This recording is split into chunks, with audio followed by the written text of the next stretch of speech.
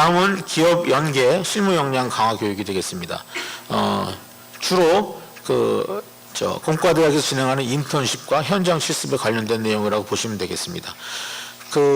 인턴십 현장 실습은 크게 세 가지로 나눠볼 수 있는데, 공과대학에서 진행하는 창업 인턴십이 있고, 한국공학한림원에서 주체가 되는 기업 현장 실습 프로그램이 있고, 또 개별 기업의 요청에 의해서 진행되는 인턴십 또는 현장 실습이 있겠습니다. 먼저 공과대학 창업 인턴십 프로그램입니다. 창업 인턴십 프로그램이라서 이 인턴십 프로그램을 마치고 창업을 하는 것이 아니고, 기업에 가서 기업의 전반적인 내용을 배우는 그런 프로그램이 되겠습니다. 저희 공과대학의 산업관에는 산업관 테크노 컴플렉스에 여러 벤처 기업들이 입주해서 지금 좋은 기술들을 개발을 하고 있습니다. 이 벤처 기업의 학생들이 실습을 가서 기업 운영의 전반적인 내용을 배우는 그런 프로그램이 되겠습니다. 학생들이 대기업에 가면 좀 아쉽지만 규모가 워낙 크다 보니까 한 조직에 가서 한 분야의 일만 배우고 그렇게 돌아오게 됩니다. 그에 비해서 이 벤처 기업에 가면 사람들이 많지 않기 때문에 기업 운영 전반에 관련해서 한번 쭉 훑어볼 수 있는 좋은 기회가 됩니다. 그래서 이거를 몇 년 전부터 프로그램을 기획을 해서 현재 성황리에 실시가 되고 있고, 작년에는 9개 기업에서 34명의 학생이 인턴십 프로그램을 이수한 바 있습니다. 두 번째는 이제 대기업에 가서 현장 실습을 진행을 하는 내용인데, 학생들의 현장 실습이 너무 부실하다는 지적들이 있어서 한국공학한림원에서 직접 나서서 여러 대기업을 설득해서 현장 실습 프로그램들을 지금 만들어가고 있습니다. 지금 두 해째 지금 실시하고 있는데, 사회가 요구하는 엔지니어를 양성하기 위한 대학과 기업의 협력의 일환으로 기업 연계 현장 실습을 진행하는 것이죠. 그래서 이제 대상은 3, 4학년이 되겠고, 방학 중에 4주간 진행이 됩니다. 그래서 이 현장 실습을 이수하게 되면 학점도 인정을 받게 되고, 현장 실습을 다녀온 기업에서 채용을 진행하는 그런 채용할 때 우대를 해주는 그런 혜택도 주어지게 되겠습니다. 이거는 작년부터 저희 공학교육 혁신센터에서 진행하는 프로그램이 되겠습니다. 다양한 산업체의 직무에 대한 특강과 산업 현장에서 어떤 일을 하든지 어떤 준비를 해야 되는지에 대한 진로 코칭을 제공함으로써 공과대학 학생들이 미리 자신의 진로를 탐색하고 준비할 수 있도록 동기를 부여하는 프로그램이 되겠습니다. 작년에 반도체 분야를 대상으로 처음 실시를 했습니다. 반도체 분야에서 근무하시는 분들이 오셔서 한 5명에서 6명 정도 한 팀으로 모아놓고 학생들에 대한 진로 코칭을 하고, 또 커리어를 어떻게 앞으로 디벨롭을 해야 되는지에 대한 상담을 하는 그런 프로그램이 되겠습니다. 막연하게 반도체 그러면은 우리가 생각하는 반도체 분야가 있겠습니다만, 사실은 반도체 산업 하나만 해도 다양한 진로가 있습니다. 다양한 진로가 있는데 어떻게 어느 분야로 커리어를 디벨롭을 하는 것이 좋겠는지 하는 것에 대한 코칭을 받는 프로그램이 되겠습니다. 그래서 금년에는 조금 더 확대해서 일단 1학기에는 반도체 산업, 로봇 산업, 소프트웨어 산업에 대해서 진로 코칭을 실시할 예정으로 있고, 금년도 목표가 한 10개 분야를 초청을 해서 코칭을 진행할 예정으로 있습니다. 다음은 글로벌 역량 강화 프로그램이 되겠습니다. 이거는 일본과 진행하는 교류 프로그램이 되겠습니다. 4차 산업혁명 시대를 이끌어갈 글로벌 인재 양성을 목적으로 한일 미래 엔지니어 간 교류 및 네트워크를 형성하는 프로그램이 되겠습니다. 2012년에 일본에 있는 명문 사립대학인 게이오 대학에서 저희가 공동으로 프로그램을 진행했으면 좋겠다는 제안을 받고, 고려대학교와 게이오 대학이 시작한 프로그램이 되겠습니다. 그래서 앞에 보시면, 그래서 K2, 앞에 K가 고려대학교의 K고, 그 다음에 두 번째 K가 게이오 대학의 K가 되겠습니다. 그래서 K2 글로벌 리더십 프로그램으로 이렇게 진행을 해왔습니다. 그러다가 대학에서 왜 너희들끼리만 하냐, 우리도 좀 붙여달라, 이렇게 요청이 와서, 그럼 넣어줄게. 이래서 2016년부터는 신촌에 있는 대학과 일본의 와세다 대학이 같이 참여해서 4개 대학 프로그램으로 발전을 했습니다. 그래서 현재는 4개 대학에서 운영을 하고 있고요. 작년에는 신촌의 연세대학교에서 주최를 해서 이 프로그램을 진행을 했습니다. 금년에는 이제 일본에서 진행을 하기 때문에 저희가 이제 직접 가야 되는데 와세다 또는 게이오 대학에서 주최할 예정으로 있습니다.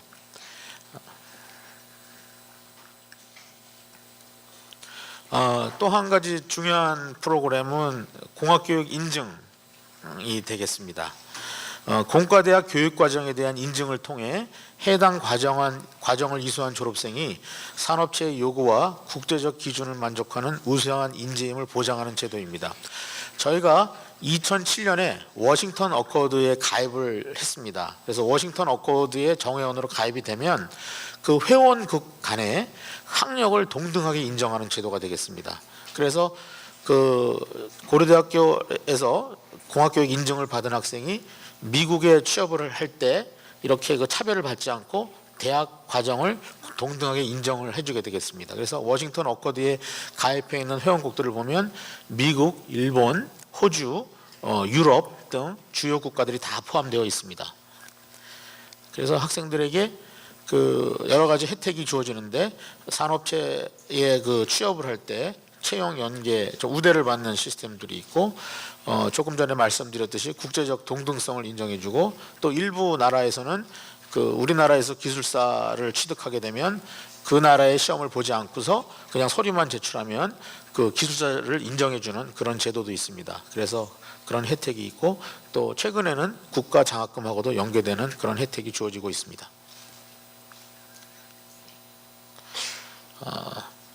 다음은 인문융합 강화 프로그램이 되겠습니다. 처음에 이제 학생들이 이게 솔직하게 말씀드려도 될지 모르겠습니다. 이제 공과대학 학생들이 좀 무식합니다. 그래서 이게 이러면 도저히 안 되겠다 해가지고 좀 인문학적인 내용들을 학생들한테 좀 알려줘서 우리 공과대학 학생들도 굉장히 리더로서의 자질을 충분히 갖출 수 있다라는 것을 갖춰주기 위해서 인문학 특강을 추진을 했습니다. 그래서 처음에는 공과대학 학생들만 대상으로 시작을 했었는데 점차 특강의 수준이나 내용이 알려지기 시작하면서 자연계 전체에 학생들이 지금 참여를 하기 시작을 했고 심지어는 최근에는 교직원들께서도 같이 참여하는 자연계 대표 프로그램으로 발전을 했습니다. 오늘 12시에 바로 또 다른 문화 이야기 미마르 시난이라는 유명한 이슬람 건축가입니다. 이 사람에 대한 강연이 있었는데 약 130명이 참석해서 이 강연을 오늘 수강을 했습니다. 그래서 지금 여기 보여지는 것은 1학기 때 지금 진행되는 프로그램이 되었고 매 학기 인문학 특강이 진행이 되고 있습니다. 다음은 서번트 리더십 프로그램이 되겠습니다. 이 프로그램은 이제 봉사활동인데요. 고려대학교 공과대학 학생들이 저소득층 초등학생들을 대상으로 실험 중심의 공학교육을 제공하는 프로그램입니다. 요 히스토리를 먼저 좀 말씀을 드리면 신촌에 있는 Y대학 저희가 배울 것도 많습니다. 그래서 좋은 라이벌이라고 생각하는데 원래 신촌에 있는 연세대학은 미션 스쿨이기 때문에 이런 봉사 활동들을 많이 진행을 합니다. 그래서 공과대학 교수를 만나서 이제 얘기를 하다가 연세대학교에서는 이런 프로그램을 진행한다 그래서 그 참 좋은 프로그램이다 싶어서 우리 고려대학교도 참여하고 싶습니다 해서 서로 합의를 했습니다. 당신들은 서울의 서북 쪽을 맡으십시오. 우리는 서울의 동북 쪽을 맡겠습니다. 해서 시작을 했습니다. 그러니까 봉사활동 고연정이 됐습니다. 그리고 지금 몇 년이 흘러가지고 연세대학교는 지금 2곳에서 지금 하고 있고 저희는 작년에 성북구, 노원구, 동대문구에서 진행을 했고 또 작년 말에는 또 도봉구에서 요청이 와서 그 도봉구까지 금년도에 그 확대하게 됐습니다. 그래서 4개 구에서 현재 진행을 하고 있습니다. 이런 그 학생들이 구청의 이제 복지관에 가서 이런 초등학생들을 만나서 공학적인 원리를 가르쳐주고 진행을 하는데, 저희가 이제 받는 피드백은 우리 고려대학교 학생들이 거기에 나타나서 그 학생들하고 같이 지내는 것만으로 해도 그 저소득층 초등학생들의 롤 모델이 될 수가 있다고 합니다. 그래서 그런 그 기관에서 저희 학생들이 가서 그 교육시키는 것을 굉장히 좋아하고 더 확대했으면 좋겠다는 그런 의사를 계속 표시하고 있는데, 그 저희 입장에서는 이제 부담이 돼서 이렇게 크게 아직 확대는 많이 못하고 있습니다.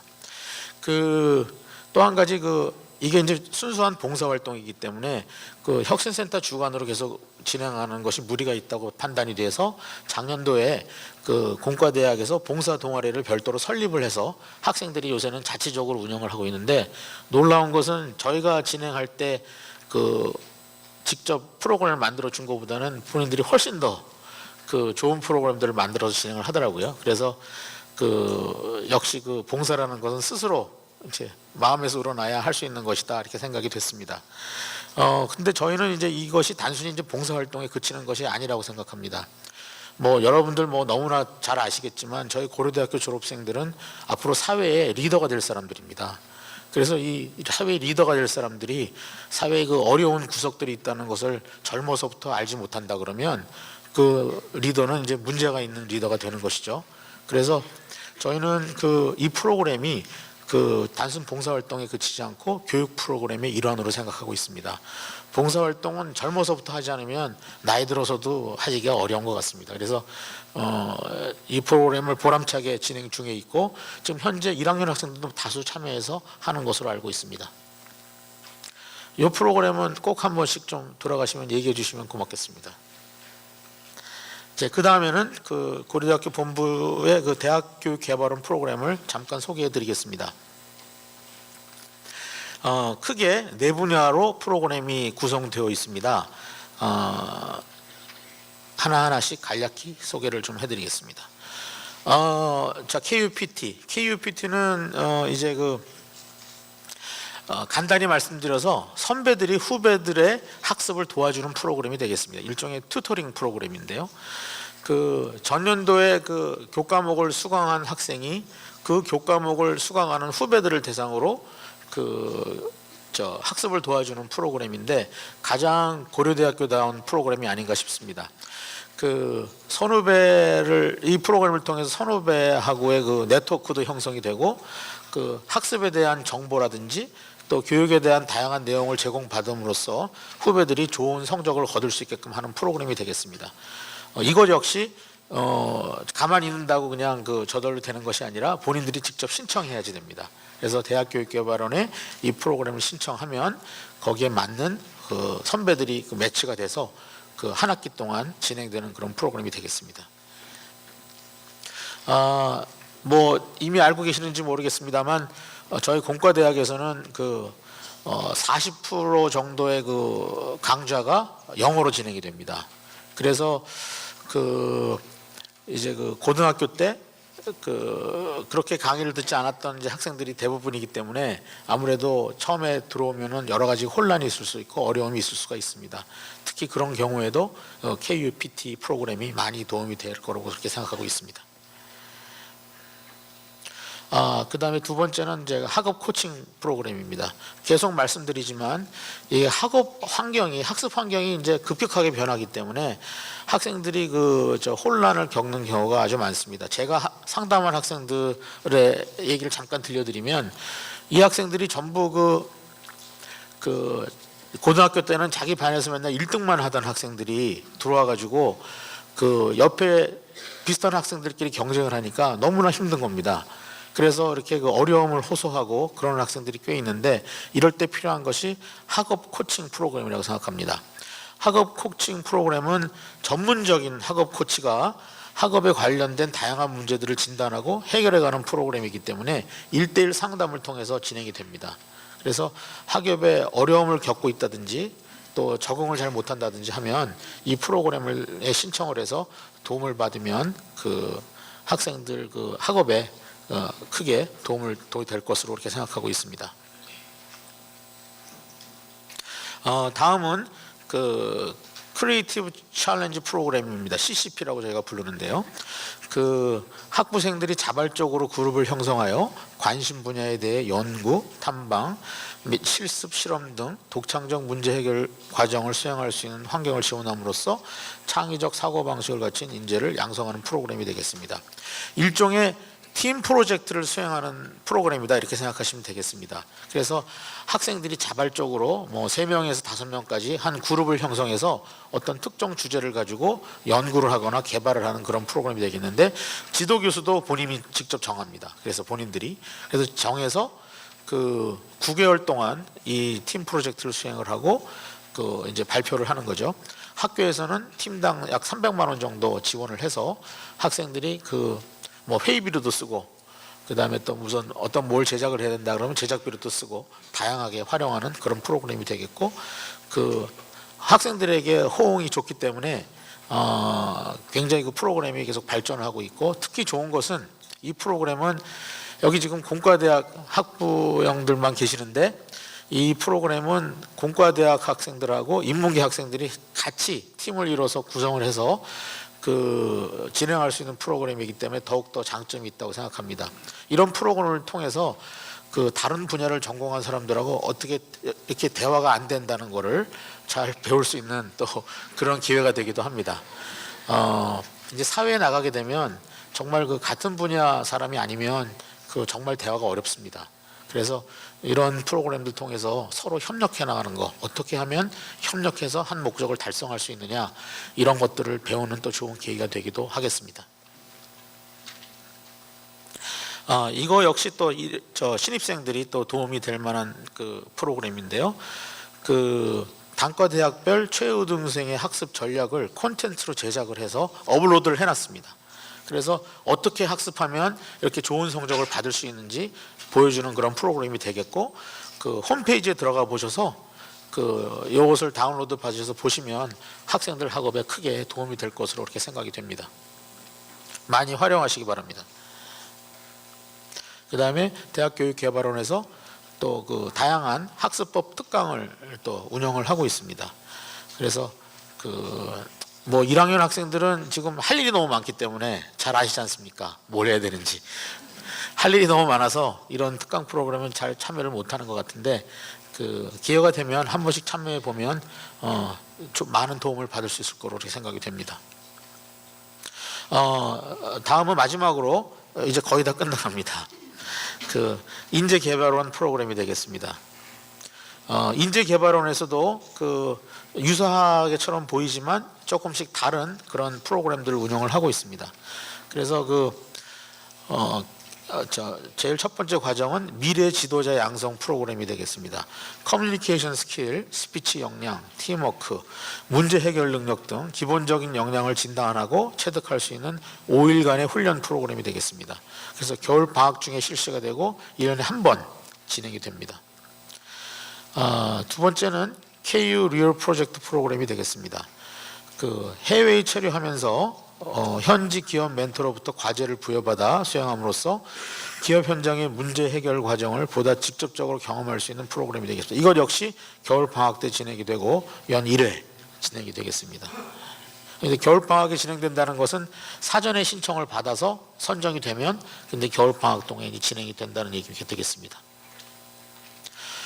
그 다음에 그 인재개발원에서 이제 KU 학부 연구생이라는 프로그램을 운영하고 있는데, 전공 또는 희망 연구 주제를 선정하여 주도적으로 연구를 설계하고 소기의 연구 결과를 도출을 지원하는 학부생 연구 지원 프로그램이 되겠습니다. 이것도 연 1회 진행하고 아마 제가 알기로도 상반기에 신청을 해서 그 최종적으로 이제 연구 보고서까지 제출하는 그런 형태로 알고 있습니다. 또한 그 인재개발원에서도 그 주도적으로 자신의 삶을 발전시키고 타인에게 긍정적 영향을 미친 명사를 초청하여 재학생의 성장 및 대학 생활에 있어 중요한 메시지를 전달하는 여러 가지 강연을 또 진행을 하고 있습니다. 네, 이상으로서 고려대학교와 공과대학 공학혁신센터의 다양한 교육 프로그램을 간단히 소개해 드렸습니다. 다시 말씀드리지만 본인들이 직접 신청하지 않으면 이 프로그램에 참여할 수가 없습니다. 그래서 이제 고등학교와 달리 모든 학생들이 참여하는 프로그램들이 아니기 때문에 반드시 신청할 수 있도록 그렇게 한 번씩 학생들한테 전해주시면 고맙겠습니다. 감사합니다.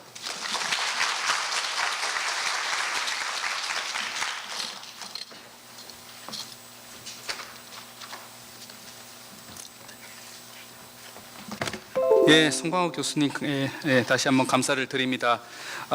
제가 보니까 이렇게 많은 학부모님들께서 이렇게 사진을 찍고 이렇게 하시더라고요. 보니까 굉장히 많은 정보를 전달하시기 때문에 아마 처음 보시면서 이렇게 다 소화하시기가 쉽지 않으실 것 같습니다. 저희가 혹시나 도움이 되실 만한 정보를 전부 오늘 발표 자료를 모아서 공과대학의 홈페이지가 있습니다. 거기에 올려놓도록 할 테니까 다음에 한번 방문해 주시면 많은 정보를 얻어가실 수 있을 거로 생각됩니다. 다음은 이제 고려대학교에 굉장히 다양한 이제 장학금이 있는데요.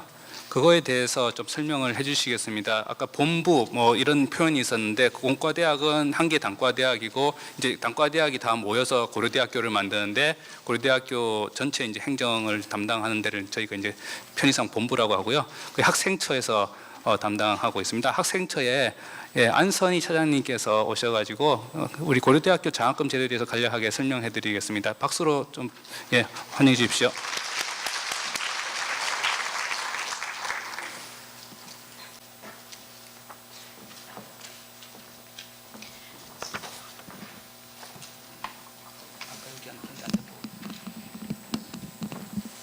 안녕하세요. 학생지원부의 안선이라고 합니다.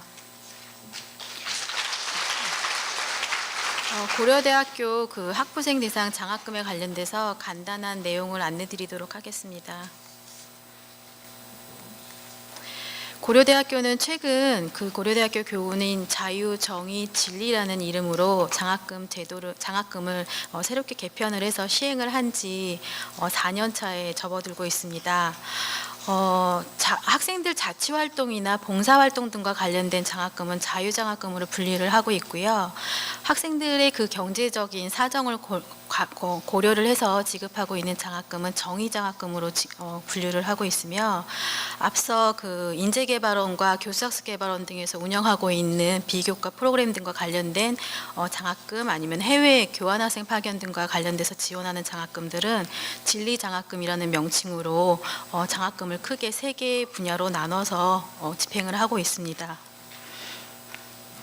저희가 가장 교내 장학금 제도 개편의 가장 큰 주요 사항은 경제적인 사정으로 인해서 학업을 지속하지 못하는 경우는 없도록 학교에서 국가장학금, 그러니까 한국장학재단에서 실시하고 있는 국가장학금과 연계하여 소득분위 0에서 4분위에 해당하는 학생의 경우에는 수업료 전액에 해당하는 장학금을 지원을 받을 수 있도록 저희가 지원을 하고 있으며 소득분위 5, 6, 7, 8분위 학생들의 경우에도 차등적으로 70에서 35%의 장학금을 지원을 하고 있습니다. 그리고 가계곤란 서류에 관련돼서 기존에 받아오던 서류들을 이 한국장학재단의 소득분위 기준으로 전환을 하면서 교내장학금과 관련해서는 제출하셔야 되는 서류가 많이 간소화되어서 진행이 되고 있으며 많은 학생들한테 부담을 그러니까 수업료 납부의 부담을 줄여드리기 위해서 등록금 재원뿐만 아니라 외부 교회 장학재단이나 아니면 기금 장학금들의 경우도 사전에 등록금 고지서에 사전 감면 처리를 하여 납부하시는 금액을 좀 더 편하게 줄여드리고 있습니다.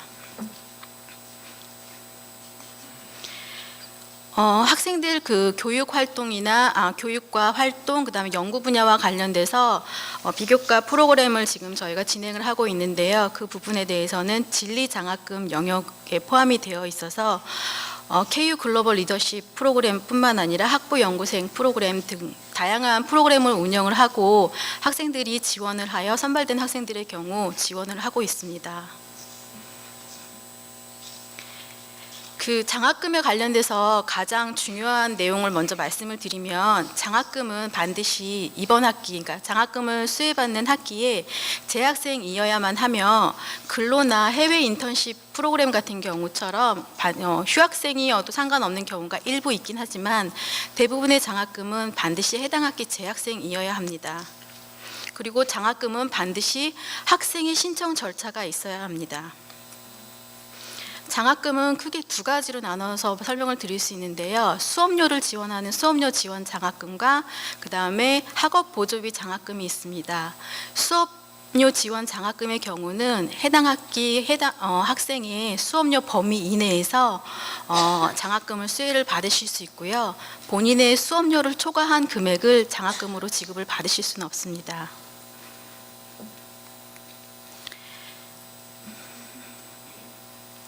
학업보조비 장학금의 경우에는 저희가 학비 감면 장학금을 받았을 경우에도 지원이 가능하지만, 경우에 따라 그 학업보조비를 지원하는 교내 장학금의 경우는 제한이 거의 없긴 한데요. 교외 장학재단에서 지급하고 있는 장학금 중에 학업보조비 장학금을 지급하는 경우 이중 지원을 금하고 있는 경우도 있기 때문에 이 점은 좀 주의해 주셨으면 좋겠습니다. 2012년도에 한국장학재단이 설립이 되고 난 이후에요. 지금 이제 각 대학뿐만 아니라 교회 장학재단이나 아니면 정부기관에서 복지 차원에서 지급하고 있는 학자금 대여 부분까지도 지금 한국장학재단 시스템에 모든 그 지급 정보를 등록을 하도록 안내를 하고 있는데요. 저희 학교에서는 장학금에 한해서 이중수혜를 금지를 하고 있으나, 한국장학재단 쪽에서는 각종 학자금 대출, 이것도 하나의 혜택이라고 보시고 있기 때문에 학자금 대출 또는 학비 감면 장학금 전체에 대해서 학생의 수업료 범위를 초과해서 집행하지 못하도록 지금 규정하고 있으며, 저희가 이제 한국장학재단에 이제 장학금을 지급을 하기에 앞서 그 장학 정보를 심사를 한번 하고 그 다음에 지급 결과를 등록을 하도록 되어 있는데요. 이 과정에서 한국장학재단 대출 부분이나 아니면은 그 지금 학부모님께서 근무하고 계시는 뭐 정부기관 등에서 지원되고 있는 내용 등 한국장학재단에서 확인되고 있는 각종 학자금 대여 부분에 대해서는 상환 조치를 하도록 강제하고 있기에, 이 경우에는 해당하는 장학금이 학생에게 지급이 되는 게 아니라 자동으로 대출 상환 처리가 되고 있으며, 대출 상환 계좌를 제공하지 않는 기관의 경우에는 저희가 안내를 드리면서 학생분들에게 학생 계좌로 송금 처리를 하고 있습니다. 앞서도 말씀드린 것처럼 장학금은 반드시 학생이 신청하는 절차가 있어야 되고요. 그 다음에 장학금에 따라서는 학생이 신청만 했을 때 어느 일정 조건을 충족을 하면 장학생으로 선발이 되는 경우도 있으며, 외부 장학재단의 경우에는 뭐 2배수, 3배수 추천을 받아서 그 중에 이제 그 재단이나 기부자분들께서 충족하는 학생을 선발을 해서 장학생을 선발하는 경우도 있습니다. 교내 장학금의 경우에는 학교에서 학생들로부터 신청을 받아서 장학생을 선발을 하고 있기에 어느 정도 그 기간은 조금 서류 제출이나 아니면은 선발 과정에 대해서는 저희가 이제 구체적으로 말씀을 드릴 수도 있고 공지도 해드리고 있습니다. 그러나 교회 장학재단의 경우에는 재단마다의 특징이 좀 있어서 모든 장학재단에 대한 정보를 저희가 설명을 드릴 수는 없지만, 대부분의 절차대로 설명을 드리면, 재단에서 저희 학교 쪽으로 추천 의뢰가 오게 되면 저희 학생지원부 쪽에서는 각 해당하는 그 재단에서 요구하는 기준에 충족되는 대학이나 학과로 장학생을 추천 의뢰를 드리고, 대학에서 추천을 해주신 학생들로부터 서류를 다 저희가 접수를 해서 재단으로 학생들을 추천을 하고 있습니다. 추천 결과에 대해서 회신을 받아서 저희는 이제 선발 결과와 장학 금액을 저희가 학교에서 수령을 해서 학생에게 또 지급을 하는 과정에서 또 일정 기간의 시일이 소요가 되고 있습니다. 지금 저희 그 장학금 중에 가장 중요한 부분이 한국장학재단의 국가장학금이 가장 중요한 사항 중에 하나인데요. 국가장학금 1유형, 2유형 두 가지를 신청을 아마 하셨을 거라고 생각을 하는데요. 국가장학금 1유형의 경우에는 학생 직접 지원형으로 학생 개인에게 한국장학재단에서 장학 금액을 지원을 하고 있고요. 이 경우에 지금 저희가 사전에 신청을 한 경우에는 학교에서 이 부분에 대해서 사전 감면 처리를 해서 학생들이 등록금 납부의 부담을 조금 완화시켜 드리고 있습니다. 현재 그 한국장학재단은 총 0분위에서 10분위까지 11단계로 지금 소득분위를 산출을 하고 있으며 현재 8분위까지 국가장학금이 지원이 되고 있습니다. 다자녀의 경우에는 그 소득분위와 상관없이 4에서 8분위에 해당하는 학생의 경우에는 기존 그 국가장학금 1유형보다는 많은 금액이 지원이 되고 있습니다. 이유형의 경우에는 그 각 학교에서 등록금 인하나 동결, 그다음에 입학금 감축 노력에 대해서 한국장학재단에서 각 대학별로 예산을 배분을 하여 저희 학교에서 학기별 지원자나 그 예산 배정되는 예산 규모에 맞춰서 그 지원 범위를 결정을 해서 장학금을 지급을 하고 있습니다. 이번 학기 입학금 그 입학 허가와 동시에 그 등록금 납부를 하실 때 등록금 고지서 상에서 확인을 하셨을 거라고 생각이 되는데요. 이번 2019 학번 학생들서부터 등록금 고지서에 입학금 감축 대응 지원 장학금이라는 금액이 일부 지금 입학하신 전원에게 대부분 다 입력이 되어 있었을 겁니다. 그래서 이 해당하는 금액만큼은 이미 장학금 수혜를 받으셨고요. 이 부분은 지금 2017 학년도 당시에 입학금 20%에 해당하는 금액만큼을 향후 2018 학년도부터 5개년간 지금 한국장학재단에서 지원하고 있습니다. 국가장학금의 경우에는 한국장학재단 사이트를 통해서 각 신청을 해주시면 되는데요. 이미 지금 이제 1학기 신청 기간은 종료가 됐고요. 2학기 신청의 경우에는 6월에서 7월 경에 이제 신청 일정이 나올 것으로 예상이 됩니다. 해당하는 기간 동안 학생이 학생 본인의 그 공인인증서로 로그인해서 신청을 해주시면 되고요. 부모님께서도 공인인증서로 동의를 해주시게 되면 한국장학재단에서 국가장학금과 관련해서 한 소득분위를 확인하실 수 있을 겁니다. 그리고 한국장학재단에서 운영하는 국가장학금 중에 국가우수장학금에 해당이 되는 게 공과대학의 경우에는 이공계 국가우수장학금에 해당이 되실 텐데요. 대통령 과학장학금과 국가우수장학금 이공계 등이 있습니다. 지금 현재 공과대학 작년 2학기 기준으로는 대통령 과학장학금 받고 있는 학생이 한 21명 정도 됐고요. 그 다음에 국가우수장학금 이공계 장학금을 받고 있는 학생의 경우도 280명 가까이 되는 걸로 확인을 했습니다. 지금 현재 이번 신입생들을 대상으로 하는 장학금의 경우 지금 신청이 진행되고 있는 것으로 알고 있습니다. 그리고 이공계와 반대로 인문계열 학과를 대상으로 지원하는 장학금도 있습니다. 최근 3년 동안의 고려대학교 서울 캠퍼스의 장학금 통계 실적입니다. 교내 장학금의 경우는 300억 원, 그 다음에 교외 장학금은 310억 원에 해당하는 장학금이 작년 2017 학년도에 집행이 되었습니다.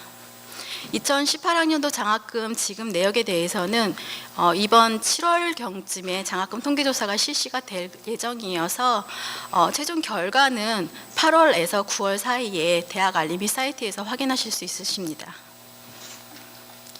그리고 2019학년도 지금 1학기 그 교내 장학금과 관련해서 4월 1일부터 4월 30일 기간 동안 미래로미 면학장학금, 그러니까 경제사정 곤란을 아까 말씀드린 정의장학금 중에 미래로미 면학장학금 신청 기간이 운영이 되고 있고요. 교내 장학금 중에 고대가족 장학금, 고대가족 장학금의 경우는 이제 형제 자매가 그 현재 고려대학교 학부나 대학원 등에 같이 재학하고 계시는 경우에 신청하실 수 있는 고대가족 장학금, 그 다음에 학생자 특별장학금, 그 그다음에 KU 드림 장학금 등 여러 가지 장학금들이 지금 현재 온라인 접수가 지금 진행이 되고 있습니다. 학생들께서 많이 신청을 해주셨으면 좋겠고요.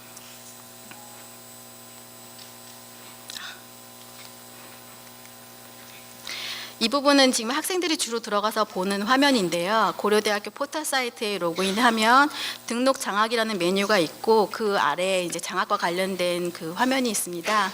이 화면에서 장학금과 관련돼서 저희 학생지원부 쪽에서 안내 공지 나간 부분들, 그 다음에 본인이 여태 장학금을 수혜받은 내역, 아니면 본인이 장학금을 신청한 내역 등을 확인을 학생이 직접 하실 수 있고요. 그 다음에 지난 장학금 공지사항을 통해서 과거에 어떤 장학재단에서 어떤 장학금이 그 선발 공지가 나왔는지를 확인하실 수 있습니다. 그리고 장학금을 받기 위해서는 학생 본인의 계좌가 반드시 등록이 되어 있어야 합니다. 그래서 해당하는 학생들의 경우는 저희가 안내를 꾸준히 하고 있긴 하지만 이 학생 계좌 정보가 등록되어 있는지 한 번 더 확인해 주시고요. 이 경우는 학생 본인 명의의 계좌만 가능합니다. 그리고 고려대학교 학부 장학금과 관련된 안내를 하고 있는 홈페이지를 많이 참고를 해주시기 바라고요. 이 홈페이지를 보시게 되면 제가 오늘 설명드리지 못했던 각종 장학금별 교내 장학금과 관련된 안내 사항까지 같이 더불어서 확인하실 수 있습니다. 많은 그 자료를 보시고 지원을 해주셨으면 좋겠습니다. 감사합니다.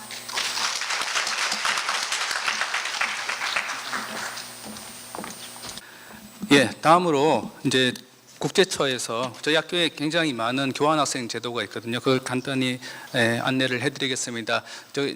지금 갖고 계신 유인물에 있는 행사 순서하고 저희가 조금 바꿨습니다. 장학제도하고 교환학생 프로그램을 이거 인쇄를 하고 나서 저희가 행사를 준비하다가 좀 바꾸게 된 편의상 그렇게 바꾸게 된 상황이 있었는데 양해해 주시기 바라고요. 국제처의 양승현 주임님께서 안내해 주시겠습니다. 박수로 맞이해 주십시오. 네, 안녕하세요. 저희 국제처에서는 우리 고대 학생들을 글로벌 인재로 양성하기 위해서 정규 학기 교환학생 프로그램, 그리고 여름 겨울방학 기간에 단기 프로그램, 그리고 글로벌 리더십 프로그램 등 다양한 국제 관련 프로그램을 제공하고 있습니다. 그 중에서 오늘은 대표적인 프로그램인 그 교환학생 프로그램에 대해서 설명드리겠습니다. 이 화면은 이제 저희 고대가 협정을 맺고 있는 국가 그런 지도라고 보시면 되겠습니다. 그래서 보시면 아시겠지만 좀 치안이 안 좋거나 보내기 좀 위험한 지역을 제외하고는 모든 곳에 우리 고대가 진출을 해 있습니다. 그래서 북미 쪽으로는 캐나다, 미국, 그리고 멕시코, 그리고 남미, 유럽 쪽으로는 뭐 영국, 독일, 프랑스, 스웨덴 포함한 대부분의 국가들, 그리고 아시아는 뭐 싱가포르, 일본, 중국, 그리고 동남아시아까지 진출해 있고요. 그리고 오세아니아, 뭐 호주, 뉴질랜드까지 교환 학생을 파견하고 있습니다. 그럼 현황을 좀 간단하게 설명드리겠습니다. 교환 학생 프로그램이라는 것은 고대에 등록금을 내고 본교와 교환 학생 협정을 맺은 해외 대학에 한 학기 또는 1년, 최대 1년을 수학하고 돌아온 후 고대에서 학점 인정을 받는 제도가 되겠습니다.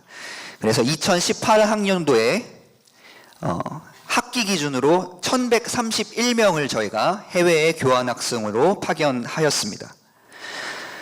주요 지역으로 본다면 유럽으로 가장 많은 학생들이 가고 있습니다. 41% 정도 되고요. 그 다음에 아시아에서는 뭐 일본, 중국, 싱가포르, 홍콩이 대표적이겠습니다. 북미 23%로 캐나다와 미주 쪽으로 가고 그 외에 오세아니아, 남미로도 학생을 파견하고 있습니다. 가장 많은 곳으로는 미국으로 파견을 하고 있고요. 그 다음 중국, 영국, 일본, 캐나다, 스웨덴, 뭐 호주, 독일 이런 순이 되겠습니다. 그리고 주요 협정 대학으로는 이제 UC 계열이라고 이제 뭐 UCLA, UC 버클리, 그런 대학들과 저희가 최근에 협정을 맺어서 이제 곧 UC 그 계열로 우리 학생들을 교환학생 파견 보낼 수 있을 것 같고요. 그 다음에 영국에는 킹스 칼리지 런던, 그리고 네덜란드의 암스테르담 대학, 그리고 싱가포르 국립대, 동경대, 중국의 북경대, 호주 국립대, 미국의 워싱턴대, 그리고 최근에 저희가 이탈리아 베니스에 있는 베니스 국제대학 컨소시엄에 저희가 고대가 한국 최초로 가입을 했습니다. 그래서 이 베니스 국제대학 컨소시엄은 세계 유수 19개 대학이 뭉쳐서 만든 그 협회라고 보시면 되겠고요. 거기에는 뭐 많이 들어보신 미국의 듀크대나 보스턴대, 그리고 뭐 독일의 미넨대, 중국의 칭화대, 일본의 와세다 등이 회원교로 있습니다. 그래서 작년부터 저희가 매 학기 이 베니스 국제대학에도 교환학생으로 파견을 하고 있습니다. 이제 지원 자격이 있습니다. 그래서 학부생의 경우는 본교에서 2학기 이상 수학하고 평균 평점이 2.8 이상, 그리고 영어권인 경우에는 토플 점수 97점, IELTS 6.0 이상이 되겠고요. 비영어권, 그러니까 뭐 스페인어, 독어, 불어, 일본어, 중국어를 말합니다. 는 중급 이상의 레벨을 소지하고 있어야 됩니다. 그리고 이건 공통적으로 적용이 되는 건데 졸업학기는 반드시 고대에서 마쳐야 한다는 학칙이 있습니다. 지금 설명드린 부분은 이 고대에서 선발 전형을 할 때 지원 자격이고요. 이와 별개로 해외 대학의 지원 자격이 별도로 있습니다. 그러니까 교환학생을 가려고 하면 총 2차례의 선발 전형을 거쳐야 된다고 생각하시면 됩니다. 처음으로는 고대 선발 전형에 합격을 해야 되고요. 그 합격된 학생들이 해외 대학에 지원할 수 있는 자격이 부여된 겁니다. 그래서 해외 대학에 지원 절차를 거쳐서 입학 허가서가 나오면 이제 비로소 그 교환학생으로 파견을 갈 수 있게 되겠습니다. 그래서 보통은 해외 대학의 지원 자격 요건은 우리 고대에 지금 말씀드린 요건과 비슷하거나 아니면 조금 더 높습니다. 어떤 부분이 높냐면 언어 요건이 좀 높을 수가 있습니다. 그래서 그러니까 영어 성적이 높다고 갈 확률이 높은 건 아니고요. 대신에 선택의 폭이 좀 넓어진다고 보시면 되겠습니다. 저희 고대의 선발 전형은 총 2차로 나눠집니다. 그래서 1차는 서류 전형, 2차 면접 전형. 총 100점이고요. 1차 서류 전형은 자기소개서 40점입니다. 그리고 2차 면접 전형이 50점. 그리고 나머지 10점은 평균 평점이 포함이 되겠습니다. 그래서 뭐 평균 평점이 낮다고 자기는 교환학생 가기가 힘들 거야 라고 전혀 생각 안 하셔도 되겠습니다. 왜냐하면 평균 평점은 10점만 되고 나머지 90점은 자기소개서와 면접을 잘 보느냐에 따라서 또 인기 있는 학교에도 파견이 될 수 있겠습니다. 1차 전형은 본교 및 지원교 최소 자격 요건 충족 시에 온라인 서류를 제출 통해서 이루어지고요. 2차 면접 전형은 1차 전형 충족 시에 한국어 인성 면접으로 진행이 됩니다. 영어 면접이 아니라 한국어 인성 면접으로 진행이 되겠습니다. 그래서 이때는 자기소개서와 학업계획서 그리고 면접 성적 등을 종합적으로 평가하겠습니다. 파견교 희망시에 고려사항이 있습니다. 그래서 뭐 무조건 유명한 들어본 대학이라고 다 좋은 건 아니고 아마 개별적으로 선호하는 환경이 있을 거고, 그리고 우리 이제 공대 학생들의 경우는 공대 전공을 개설하는 대학을 가야 하기 때문에 그런 요건들을 잘 살펴보셔야 되겠습니다. 그래서 언어 점수, 그리고 본인의 평균 평점 요건, 그리고 본교 이수 학기 요건, 그리고 해외 대학에서 요구하는 여건이 별도로 있다고 말씀드렸죠. 그것들을 다 충족을 하셔야 되고요. 그 외에는 그 대학이 전공 과목을 개설하는지 여부가 또 굉장히 중요합니다. 그리고 뭐 영어권 국가로 갈 건지 아니면 비영어권 국가로 갈 건지 또 고려의 대상이 되겠고요. 그리고 도시에 있느냐 아니면 좀 한적한 곳에 위치해 있느냐, 그것도 학생이 뭐 하루 이틀 있는 게 아니라 한 학기에서 길게는 1년씩 있기 때문에 캠퍼스 주변 환경도 굉장히 중요합니다. 근데 우리는 실제 거기를 아직 가보지 않았기 때문에 그걸 잘 모르잖아요. 그래서 저희가 경험 보고서라는 거를 다녀온 학생들은 무조건 제출을 하게 되어 있습니다. 그래서 이 경험 보고서를 참조해서 학생들은 간접적으로 그 현지를 좀 경험을 해보고 지원 시에도 좀 참고를 하시면 되겠습니다. 선발 일정은 1년에 2차례 시행이 됩니다. 그래서 이 선발 전형은 한 학기 전에 이루어진다고 보시면 되겠습니다. 그래서 1학기 파견, 봄 학기 파견의 경우에는 7월에 그 전년도 7월에 전형이 이루어지고요.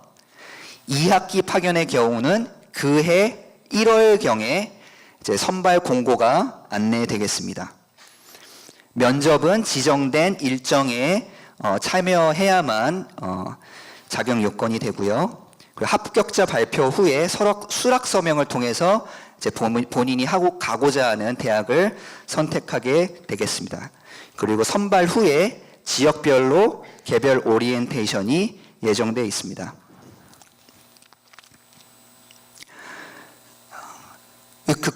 우리 고려대학교에서는 그동안 경제적 어려움으로 교환학생 프로그램에 참가하기 어려웠던 학생들을 위해서 글로벌 희망 교환학생 장학금 프로그램을 시행을 하고 있습니다. 그래서 한국장학재단에서 산정한 소득 분위가 0에서 3분의 2 내일 경우에 지원 자격이 되겠습니다. 지원 범위는 항공료, 기숙사비, 생활비를 지급을 하고요. 그 소득 분위별로 지역별로 차등 지급을 하기는 하지만 굉장히 넉넉한 금액을 지원을 하기 때문에 아마 학생들이 경제적 어려움 없이 해외 교환학교 에서 수학을 하실 수 있을 걸로 믿고 있습니다. 네, 이것으로 간단하게 교환학생 프로그램에 대해서 설명드렸고요. 혹시 교환학생 관련해서 질문 있으신 분 질문 한두 개 정도 받아도 될까요?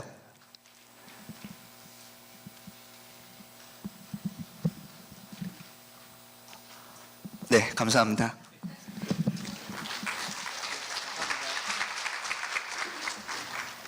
예, 아마 처음이라 가지고 너무 많은 정보가 있다 보니까 질문하시기도 쉽지 않으실 것 같은데요. 말씀드렸다시피 이제 너무 많은 정보가 있으니 오늘은 중요한 것만 이렇게 좀 생각해 가지고 차차 자녀분들을 통해서 구체적인 것들은 이제 좀 파악하시면 될 것 같습니다.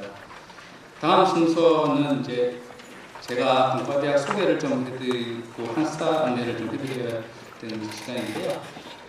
지금까지 학생처하고 국제처에서 해준 건 지금 본부에서 해준 프로그램이고 저는 지금부터 말씀드리는 공과대학만의 그런 이야기가 되겠습니다. 일단 공과대학 소개를 드리자면 백문이 불여일견이라고 저희가 준비한 공과대학 소개 영상이 있습니다. 이걸 한번 보여드리는 걸로 시작하겠습니다.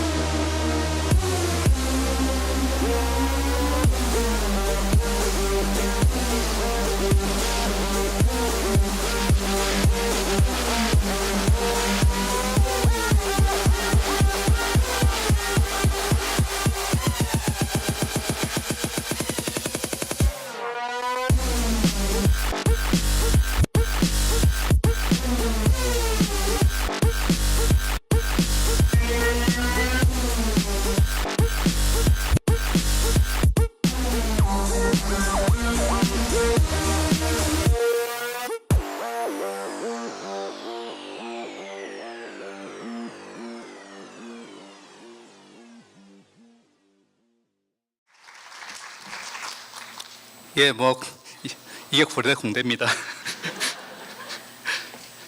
물리적 위치는 아까 학장님께서 말씀하신 것처럼 이제 애칭, 애기는 캠퍼스라고 하는 애칭이 있고요. 그쪽에 있습니다.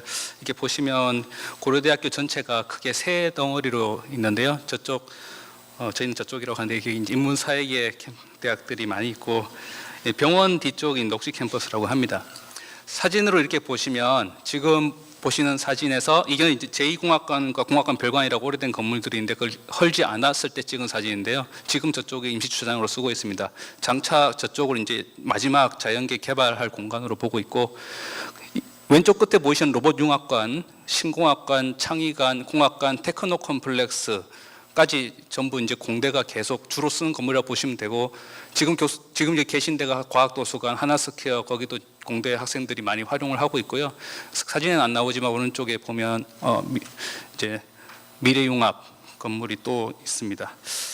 저희 규모를 잠깐 말씀드리면 교수님 숫자가 194분 계십니다. 이건 이제 저희가 또 공과대학 옆에 관련된 조직으로 그린스쿨이라는 데가 있고요.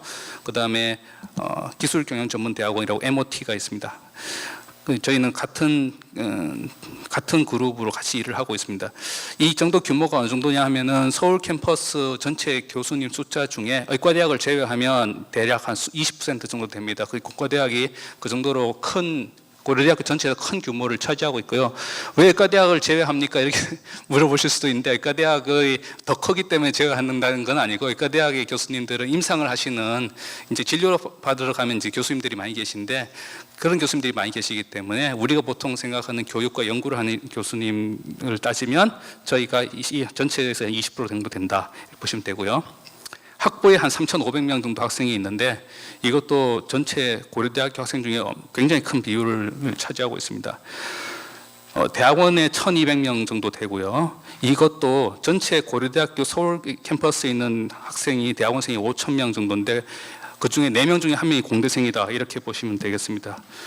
저희가 제공하고 있는 교육 환경은 아까도 잠깐 말씀드린 것처럼 새로운 건물, 신공학관 을 비롯해서 오늘 아마 이따가 한번 둘러보실 기회가 있으실 것 같습니다. 신공학관에 가시면 저런 지금 사진에서 보시는 것처럼 학생들 휴게실도 새로 완비해 놨고 왼쪽 밑에 보시는 거는 전통적인 강의실이 아니라 액티브 러닝 클래스룸이라고 그래가지고요. 학생들이 이렇게 둘러 앉아서 원탁형으로 토론을 할 수 있는 그런 중심 공간도 저희들이 준비하고 있습니다. 예. 그리고 그 외에 이제 프로그램에 대해서 좀 말씀드리면은 저희 말씀드렸다시피 영어 강의가 한 40% 정도 되는데 고려대학교 전체적으로요. 공과대학은 조금 더 많습니다. 그리고 이 K2 프로그램 개요하고 시작한 프로그램은 이제 공과대학이 시작한 프로그램이고요. 그리고 저희가 여학생들을 위해서 새로운 프로그램들을 많이 최근에 준비하고 있습니다. 종합교육혁신센터 방금 이제 계속 강연해 주신 송강호 교수님이 이끌고 계시고 그 다음에 에이커스페이스라든지 창업 관련된 교육을 요즘에 많이 시작하고 있고요. 캡스톤 디자인 이런 것들 저희들이 잘 준비하고 있습니다. 아마 학부모님들께서는 고려대학교가 우리나라에서 당연히 좋은 대학교라고 알고 있는데 세계적으로 어느 정도냐 이렇게 궁금할 수 있는데요. 세계 대학 평가가 있습니다. 물론 평가 기관마다 조금 다르긴 하지만 그래도 신문지상에서 많이 나오고 공신력 있는 기관들이 한 두세 군데 있는데 그중에 QS 평가는 아마 다 들어보셨을 겁니다. QS 세계대학 평가에서 고려대학교가 100위권 안에 진입한 지는 몇 년 됐고요. 이것은 이제 공과대학만의 랭킹입니다. 이거는 이제 신문지상에서 크게 보이진 않는데 공과대학 랭킹만 보시면 지금 추세가 저렇게 되고 우리나라 주요 대학들입니다. 얼마 전에 발표된 2019년 랭킹에서 좀 안타깝게 우리나라 대학들이 조금씩 다 순위가 작년에 비해서 떨어지고는 있는데 고려대학교는 세계 61위로 국내 대학 중에서는 세 번째 랭킹이 됐습니다. 그래서 세계 60위 정도다 이렇게 보시면 될 것 같고요. 이거는 상하이 교통대학에서 만든 월드 유니버시티 랭킹이라고 하는 것입니다. 아까 QS 랭킹은 조금 그런 조사, 설문조사 점수가 많이 들어가는 데 비해서 상하이 교통대학 랭킹은 100% 객관적인 자료만 갖고 하는 또 그런 장점이 있습니다. 대신 여기는 전부 연구 점수만 들어가는 것이고요. 상하이 교통대에서 2016년까지 전 세계 대학교 공과대학 랭킹을 매겼었는데 마지막 해인 2016년에 지금 보시다시피 고려대학교 공과대학이 세계 49위로 됐습니다. 이 성적은 국내 대학 중에서는 최고입니다. 그래서 한국의 공대 중에서는 최고로 이제 객관적인 점수만 놓고 봤을 때 인정을 해줬는데, 안타깝게 2017년부터는 이 사람들이 다른 방식으로 공과대학 랭킹을 따로 매기고 있지가 않아서 자료를 제공해 드릴 수가 없게 됐습니다. 다음으로 학생들 생활 안내를 잠깐 말씀드리겠습니다. 어쩌면 이제 지금 자제분들한테 바로 다가올 수 있는 문제가 되겠는데요. 세 가지 말씀드리겠습니다. 다중전공 이야기인데요. 저희 학교는 이제 지금 예를 들면 기계공학부, 건축사회환경공학부 이렇게 자기 전공을 택해서 오셨는데 그게 제1전공이 되겠고, 그 외에 심화전공이나 이중전공, 융합전공, 학생설계전공 중에 하나는 택해야 됩니다. 근데 이제 학생들이 나는 그런 거 잘 모르겠고 아무것도 안 하고 있습니다. 그런 학생들이 사실은 많습니다. 그런 학생들은 자동적으로 심화 전공을 하게 되는 겁니다. 그런 학생들이 대부분이라고 보시면 되고요. 기계공학을 1전공하고 심화 전공을 하시면 기계공학 되는 겁니다. 그런데 이제 간혹 학생들 중에 나는 기계가 좋아서 왔지만 전기전자도 하고 싶습니다. 그러면 이중전공을 하는 것이고요. 기존의 공과대학 7개 학과 말고 여러 학과가 모여서 만든 융합 전공 프로그램이 있습니다. 그런 전공을 하는 학생도 있고, 마지막으로 이건 굉장히 드물기는 한데 학생들한테 길은 열려 있습니다. 학생 설계 전공이라고 하는 것은 학생이 직접 교수님하고 상의해서 자기가 교수님의 지도 아래 전공을 설계해 가는 것도 고려대학교는 학생들한테 해볼 수 있도록 지금 제공하고 있습니다. 그 외에 복수 전공과 부전공 제도가 있는데요. 크게 쪽 차이는, 복수 전공은 말 그대로 전공이 복수가 되는 겁니다. 내가 A라는 전공도 하고 B라는 전공도 했는데 이제 두 개 다 똑같은 급의 전공으로 인정을 받을 수 있는 겁니다. 그렇기 때문에 그거를 이제 만족시키기 위해서는 조금 공부를 더 해야 될 거고요. 아마 4년 만에 하기는 상당히 어려운 거라고 생각하시면 될 것 같습니다.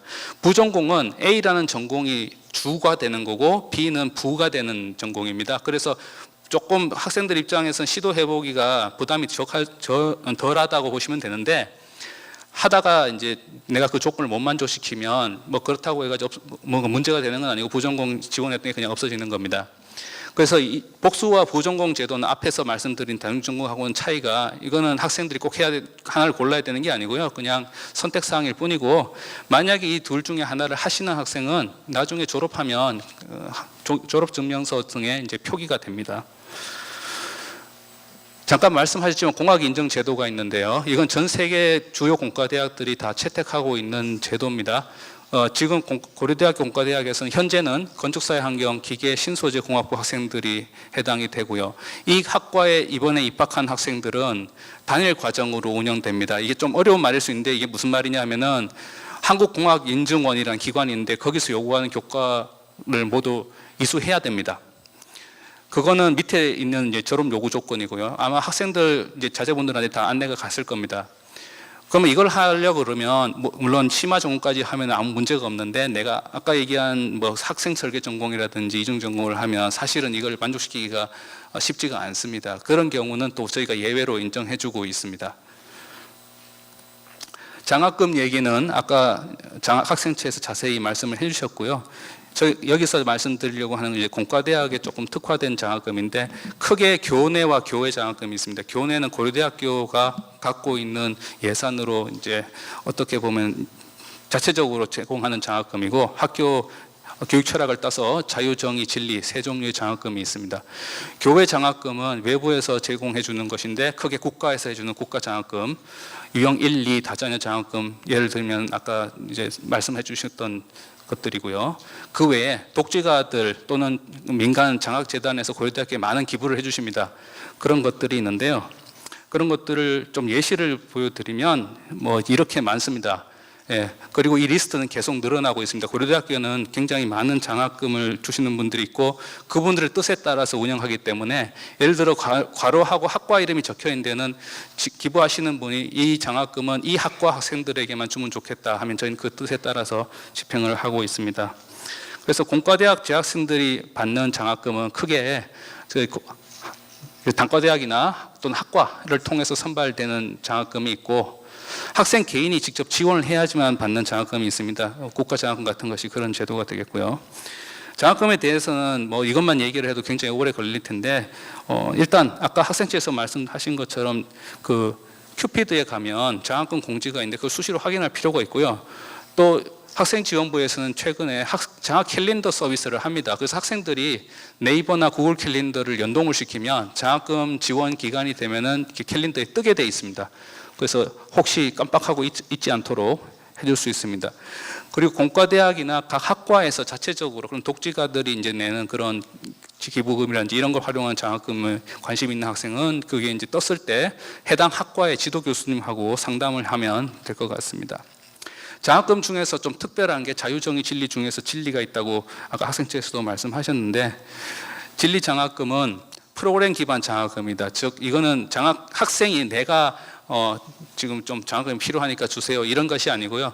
학과 차원에서 어떤 프로그램 목적성을 가지고 프로그램을 지원해서 따와서 그렇게 맞는 장학금을 주면서 학생을 유도하는 겁니다. 지금 현재 이번 2019년도 공과대학에서 운영을 지금 막 시작됐습니다. 이번에 확정이 돼서 한 1주 전에 확정이 되는데 시작할 진리 장학금은 이렇게 6가지 프로그램이 되겠습니다.